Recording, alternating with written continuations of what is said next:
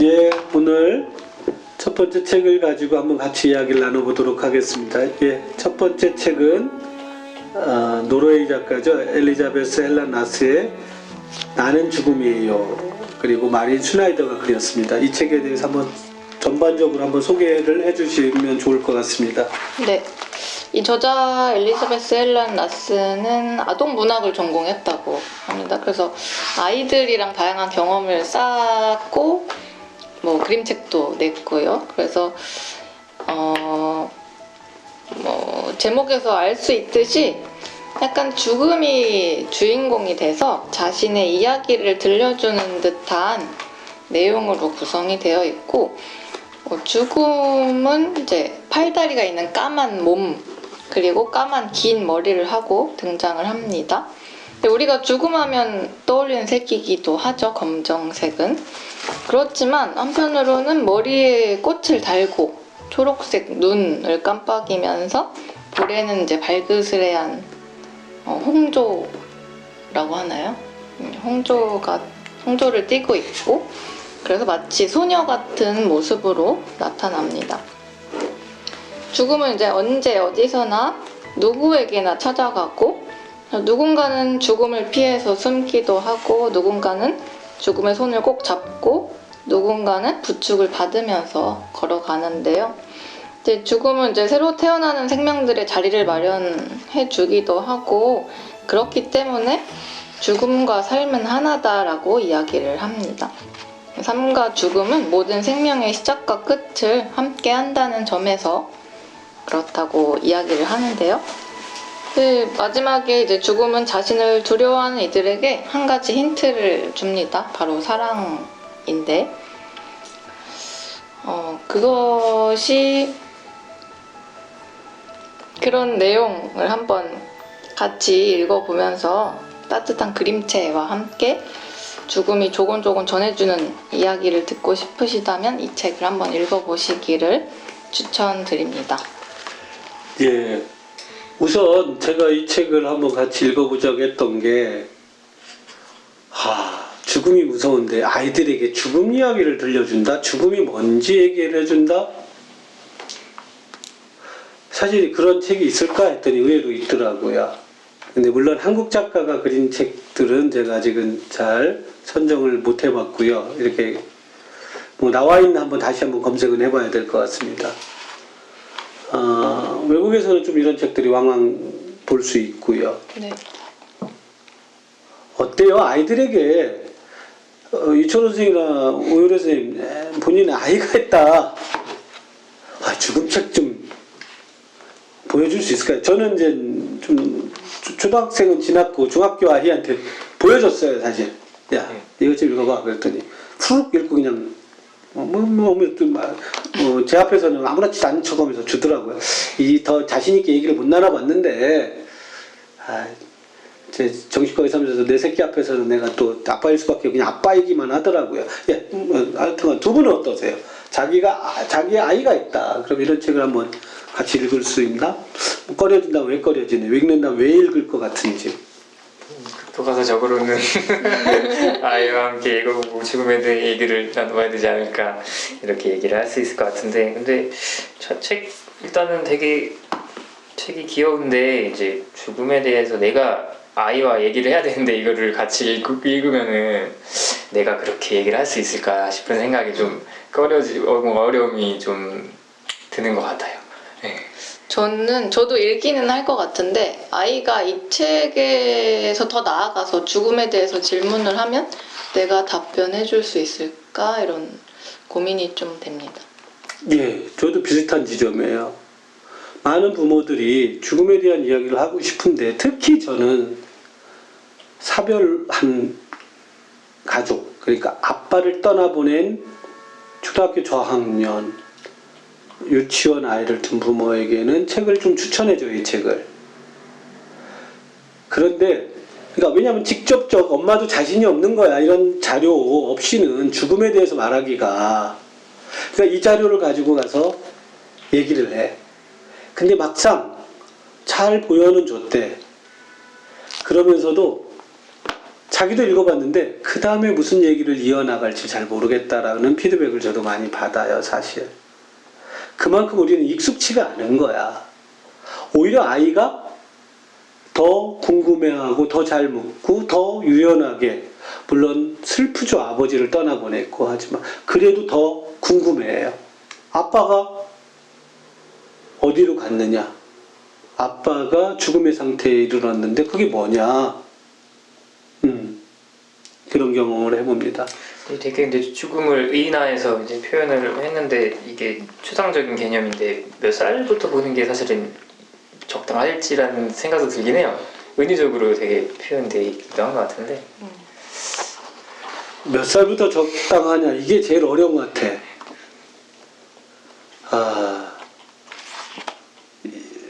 읽어봐야 알지 않을까요? 나이가 뭐가, 이게 뭐 나이 때문에 그런 건 아니고 한번 읽어보는 게 좋은 것 같다. 전 나이는 몇 살 제가 뭐 권해드릴 수는 없는 것 같아요. 네. 글을 알면 되지 않을까. 아니면 읽어줘도, 유치원생에게 읽어줘도 저는 충분히 될 것 같다. 왜 그러냐. 유치원 아이들도요, 어린이 아이들도, 심지어 자폐가 있는, 지적장애가 심한 아이들도 아빠가 떠난 걸 알더라고요. 아빠가 돌아가신 걸 알고 그 아이 마음대로 아파하더라고요. 궁금해하더라는 거야, 나는. 그렇다면 우리가 얘기를 나눠줘야 되겠다. 이 책은 정답을 같이 보고 교과서적으로 이렇게 해주는 게 아니잖아. 이걸 토대로 이렇게도 볼 수 있고, 이야기를 끌고 가려고, 막상 이런 거 없이 이야기를 끌고 갈 수가 없으니까 한번 저는 그래서 이거는 오히려 몇 살까지 읽어야 되나? 전 성인도 상관없다. 이 책은 좀 가볍게 해나갈 때 그렇게 생각됩니다. 네. 저는 이 책을 보면서 과연 두 가지, 이거를 읽을까? 그걸 가지고 좀 놀랬고요. 과연 유럽에서는 이런 거 좀 팔릴까? 읽을까 놀랬고, 팔릴까 두 번째 놀란 거는 사실은. 그래서 다른 책은 몇 세 찍혔나를 잘 안 봤는데 이건 한번 봤어요. 제가 몇 세를 찍었나, 그 별표까지 했어. 3세를 찍었어요. 그렇네요. 한국에서 3세까지 가는 책들, 물론 그림책 좋은 거는 몇십 세가 가지만, 그래도 제가 마음이 조금 이걸 보면서 놀라면서, 좀 그래도 우리가 이런 걸 찾는 사람들이 있구나. 한 3세를 찍었다는 거는. 기간이 이제 처음 2017년에 나오고 2020년 나왔으면 기간이 좀 있긴 한데. 네, 기간을 두고 1년 조금 넘게 사이를 두면서 3세를 찍었다라는 게, 저는 이게 어떤 이런 책을 원하고 필요로 하는 사람들이 있다라는 생각을 좀 해봤습니다. 어쩌면 몰라서 못하는 분들도 많다. 어떻게 할 줄 몰라서 그랬습니다. 혹시 저는 잘 감이 안 와서 몇 권 정도가 팔려야 재인쇄를 하나요? 아니, 다 팔려야 합니다. 그리고 다 팔려도 또 팔릴 것 같아야 제 2세를 찍어요. 자, 그러면 이제 내용으로 한번 가보실까요? 이철훈 선생님도 읽어보시고 저도 읽어봤는데, 각자 한번 내가 인상적이었던 내용이 이런 내용은 내가 인상적이었다, 한번 같이 한번 읽어보고 싶다라는 문장이 있을까요? 예, 전반부는 그래요. 동물도 죽고 어린 사람도 죽고, 또 마을에서 불이 나서 함께 다 죽기도 하고, 나이 드신 분들은 삶의 이야기도 많고, 쭉쭉쭉쭉쭉 그런 얘기가 나와요. 좀 어떠세요? 이제 아까 얘기했던 장면들 중에 지나가는 장면이긴 한데요. 이렇게 그림을 보시면은 집이 있고 죽음이라는 혹은 그녀가 엄청 거대하게 묘사가 되어 있는데, 이렇게 떼꼬머니 이렇게 문 안을 들여다보는 장면이고요. 그래서 이제 여기 써져 있는 글은, 문을 열어주지 않으면 나는 더욱 힘껏 두드려야 해요. 누구도 나를 피해 숨을 수는 없어요. 이렇게 나와 있습니다. 이게 인상적이었던 이유는 무섭잖아요. 굉장히 좀 장면도 그렇고 뜬금없이 이렇게 좀 쳐다보는 게 무섭기도 하고, 말 그대로 근데 죽음을 나타내주는 말이라는 또 생각도 들었던 것 같아요. 누구도 이제 죽음을 피해서는 또 숨을 수가 없으니까 좀 협박하는 건가요? 너 도망가봤자 너는 끝장이야. 내가 언제까지 가서 너는 내가 다 잡아가. 그거 같아요. 이 그림을 보시면 아시겠지만 굉장히 그래서 네. 손 안에 있다 약간 이런 느낌. 어디 가도 소용없다 이런 의미인 것 같습니다. 그래요. 이게 좀 그림이 사실 되게 그림을 보시면은 따뜻하다고 해야 될까요? 네, 전체적으로 이제 연필 같은 걸로 채색이 되는 건지 모르겠는데 이제 내용과 다르게 따뜻한 그림이긴 합니다. 예, 저는 오늘 오전에 이제 제가 난임 우울센터라고 해서 또 권역별로 있는 센터가 있어요. 난임 여성 산전 산후 우울증을 겪고 있는 산부라든지 보호자들을 상담해 주는 그런 센터에서 제가 자문을 하고 사례회의를 좀 하는데 거기서 좀 고민을 했던 건데 여기에도 그런 내용이 나와 있어요. 사실 죽음은 다 가리지 않고 찾아가잖아요. 근데 이런 내용이 나옵니다. 아직 태어나지 않은 뱃속의 생명을 찾아갈 때도 있어요. 그러면 삶은 언제부터 시작되는 거지? 여러분들 혹시 유산과 사산의 차이점을 혹시 아세요? 유산과 사산. 유산은 이제 태어나지 못하고 죽은 경우를 말하는 거고 사산은 태어나자마자 죽는 거예요. 그 팔다리가 그러니까 장기가 뭐 비슷할 것 같아요. 20주, 임신 20주 전후, 20주 전이면 유산, 20주 후면 사산. 그러면서 이제 오늘 했던 게 유산한 산모 그리고 사산한 산모에 대한 게 다를 수 있을까? 그들의 아픔, 그들의 느낌이 다를까? 아니면 태어난 아이가 죽었을 때 영아 사망은 좀 다를까? 조금 더 애정을 들여서 키웠던 아이가 죽었을 때는 다를까? 참 어렵다. 이런 분들을 어떻게 도와야지 하면서 했는데 참 죽음은 냉혹한 것 같아요. 아이가 그럼 언제부터가 정말 우리가 아이라고 생각해야 될까? 생명이라고 생각해야 될까? 그래서 나눈 건가? 참 이거는 제가 아직 산부인과 의사랑 좀 왜 그렇게 잡았냐 이런 거는 아직 통화는 못 해봤어요. 제가 한번 좀 궁금해서. 근데 여기에 그런 오늘 다시 리뷰했는데 저번에는 이 문장이 눈에 안 들어왔어요. 근데 오늘 잠깐 이전에 좀 다시 보다 보니까 이 문장이 들어와서 참 죽음은 때로는 참 슬프다. 엄마 뱃속에서 나오지도 못하고 이렇게 생명을 끝을 내는 경우도 있다라는 생각을 해봤습니다. 네. 저도 방금 말씀하신 그 페이지를 제가 인상적인 문장으로 선정을 해왔는데요. 저는 조금 다른 이유로 선정을 했습니다. 근데 한번 그 뒤에 부분까지 제가 읽어드리면 이제 아직 태어나지 않은 뱃속의 생명을 찾아갈 때도 있어요. 내가 나비와 민들레와 나무들, 눈송이와 맨발로 해안가를 첨벙거리며 뛰어노는 것, 그리고 서로서로 가슴으로 사랑하며 사는 법을 이야기해주면 반짝반짝 빛나는 눈망울로 이미 알고 있다는 듯 나를 바라보곤 해요.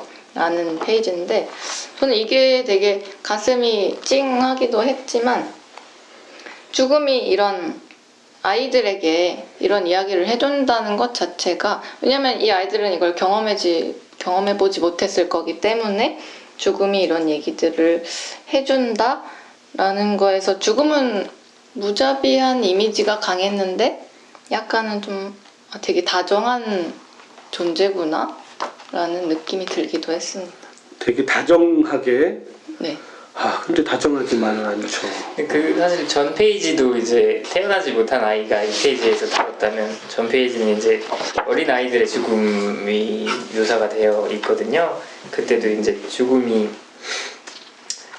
걸을 수 없는 아이를 가슴에 꼭 안고 가기도 하고 이제 부드러운 노래를 흥얼거려 주기도 하고 이런 모습들이 좀 나와 있는데 글쎄요, 이제 사실 좀 이 부분도 저는 이제 감정적으로 되게 좀 먹먹해지기도 했었는데 이 부분을 좀 읽으면서 네, 이제 아이들 같은 경우는 사실은 죽음을 저희도 마찬가지지만 죽음을 잘 모르다가 죽었을 것 같거든요. 죽음이 뭔지를 생각하기도 전에 제대로 살아보지도 않고 그런 경우일 것 같은데 그래서 죽음이 좀 더 그러니까 죽음 앞에서 누구도 예의가 아니라고 하지만 살아보지도 못하고 제대로 살아보지도 못하고 한 사람에게는 죽음이 어울리지 않잖아요. 생명력이 강하게 넘치는 아이들에게서 죽음이 우리가 연상되지는 않으니까요. 그래서 더 힘들 수도 있는 것 같아요. 예. 그래서 이거 어떤 죽음이든 뭐 슬프지 않은 죽음은 없겠지만 아이들 또 태어나지 못한 아이들 그들의 죽음은 또 더 찡하지 않나? 그래도 뭔가 따뜻했던 거는 여기 보면은 혼자가 아니라 같이 막 어울려서 걸어가고 죽음과 함께 여러 아이들이 같이 좀 어울려서 이렇게 가는 모습을 보니까 뭔가 되게 좀 위안이 되기도 했던 것 같습니다. 예. 또 어떤 문장 아니면 어떤 내용이 인상적이신지. 근데 사실은 많은 걸 기대하고 뭐라고 했을까 나는 죽음이 이건 작가의 생각이거든요. 저는 이런 게 그러니까 왜 궁금하죠? 막 이렇게 내가 알려줄게 궁금하지? 내가 왜 오냐고? 내가 왜 필요하냐고? 그러다가 만약에 내가 사라져버리면 죽음이 없다면 누가 이 땅에 태어나는 모든 생명의 자리를 마련해 줄까요? 한마디로 우리는 새로운 생명에게 자리를 물려주고 떠나야 된다. 이런 얘기를 이렇게 이해했어요. 나는 이런 내용이 나오면서 결국 내 자녀에게 내 후손에게 또 다른 생명에게 내 생명이 닿으면 생명의 자리를 물려주고 그렇지 않다면 정말 이게 가능한 거냐 뭐 이런 얘기가 계속 나옵니다. 죽어야 된다라는 거죠. 죽어야 너 돼. 불멸은 좋은 걸까 이런 생각을 하게 되기도 해요. 그러니까요. 네, 영원히 산다라는 그러면서 걸까. 여러 의미로 삼과 나는 하나예요라고 이제 표현해요. 삼과 나가. 그러니까 이게 삼과 나는 하나라는 게 여러 가지로 해석될 수 있는데 죽음이 있어야 또 다른 삶이 나의 죽음이 있어야 아까 말했던 또 다른 생명이 존재하는 거고 또 이 죽음은 항상 나의 삶과도 함께하는 거고 나의 삶도 또 누군가의 죽음을 통해서 나의 삶이 있는 거고 여러 가지로 해석할 수 있을 것 같아요. 그래서 그러니까 꼭 나는 지금 나의 죽음과 함께하는 거야 그 하나야라는 뜻도 있지만 그런 것이 아니라 그러니까 어떤 크로스 섹셔널하다 이게 종단으로 이렇게 딱 본 게 아니라 횡단면이라고 하죠. 그게 아니라 이 순간에 내가 죽음과 나의 죽음과 나의 삶이 함께한다라는 그런 것도 있지만 결국 삶의 종단적으로 누군가의 죽음이 나의 삶, 나의 죽음이 또 누군가의 삶으로 연결되는 그런 개념을 말하는 건 아닌가 이런 생각을 좀 해봤고 삶과 나는 모든 생명의 시작과 끝을 함께하지요 라는 게 나와요. 좀 하나 설명드리고 싶은 거는 그림을 이제 여기 책을 보시면은 이제 원래 죽음이라는 그 이인화된 캐릭터가 나왔었는데 이 삶과 나는 하나이라는 문장과 함께 삶이라는 하나의 또 다른 캐릭터가 등장을 하면서 같이 이렇게 그려지고 있는 것들이 있습니다. 그래서 계속 질문을 했어요. 저는 그 삶은 나의 삶, 그 죽음은 나의 죽음만 있는 건가? 또 다른 이 죽음, 이 삶은 또 다른 누군가의 삶, 또 다른 누군가의 죽음 이렇게 결국 나로서 존재하는 것이 아니라 수많은 사람의 삶과 죽음이 우리는 하나처럼 결국 그렇게 함께하는 건 아닌가. 그렇게 함께하기 위해서 이 책에서 계속 강조하죠. 무섭냐? 근데 무서워하지 마. 그 열쇠는 바로 사랑이야. 결론일 것 같기도 한데 그게 사랑이란 게 뭘까? 우리는 함께한다. 이 사랑을 통해서 지구상에 존재하는 모든 이와 함께 그 삶과 죽음이 함께하듯이 모두의 삶과 모두의 죽음과 나의 삶과 나의 죽음이 함께할 거고 절대 이것들, 이 사실, 우리가 함께하고 우리가 함께 존재하고 한다는 것만은 사라지지 않을 거다.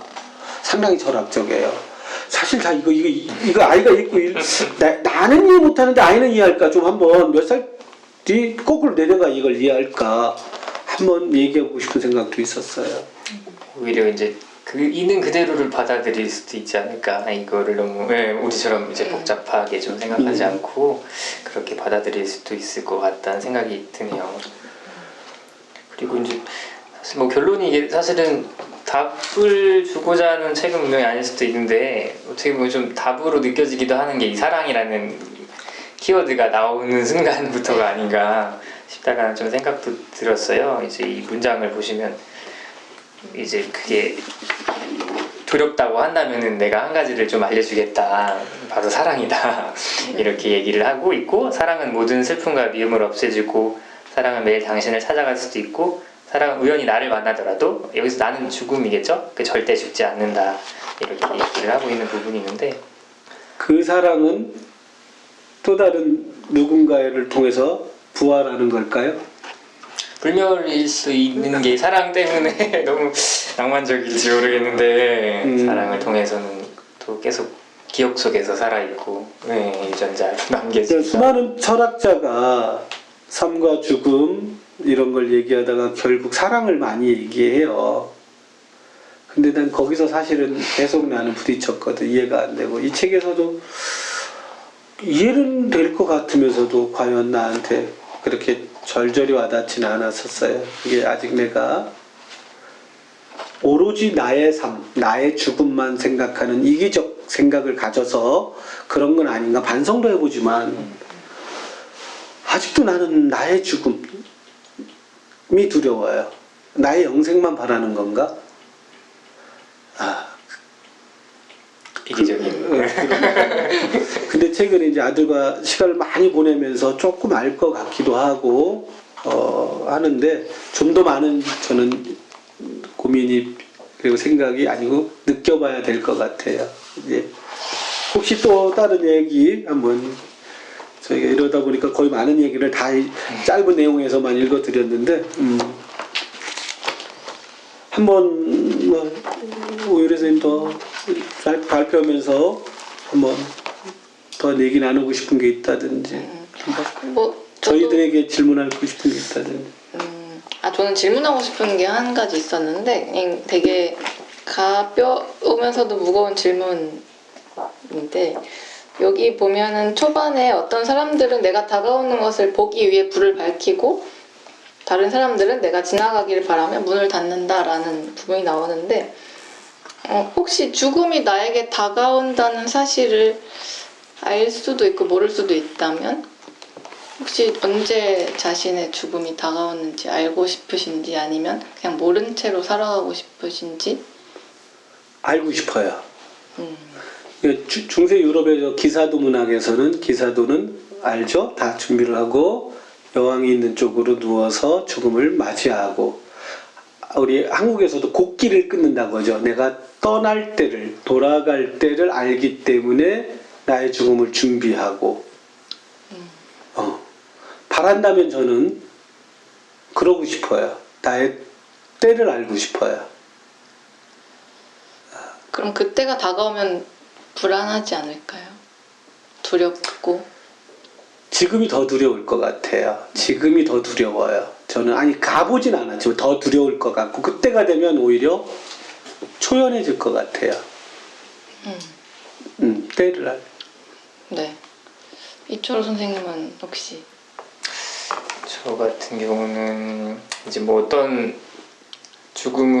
죽음이라는 게 이제 구체적으로는 뭐 병일 수도 있고 어떤 뭐 사고일 수도 있을 것 같은데 뭐에 따라 좀 다를 것 같긴 한데 이제 만약에 이제 암이나 어떤 뭐 이런 병이 구체적으로 죽음의 좀 이유가 된다라고 하면은 모르는 게 좀 낫지 않을까 싶은 생각도 있어요. 그 순간에 남아있는 어떤 삶이라는 게 모르겠어요. 시간이 지나면 다시 그 의미를 또 찾아가겠지만 그 순간에는 남아있는 삶이 굉장히 좀 삶의 의미를 많이 잃지 않을까 싶은 생각이 들어서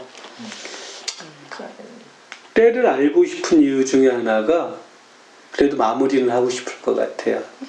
작별 인사를 내 삶에게, 나에게, 내 삶에게, 또 다른 사람에게 잘 놀았다, 행복했다, 함께해서 좋았다, 나의 삶에게, 나의 몸에게 인사는 하고 싶을 것 같아요. 감사합니다. 예, 선생님 이제 마지막으로 읽으면서 어떠셨는지 이 책 한번 하고 싶은 얘기 마지막으로 한번.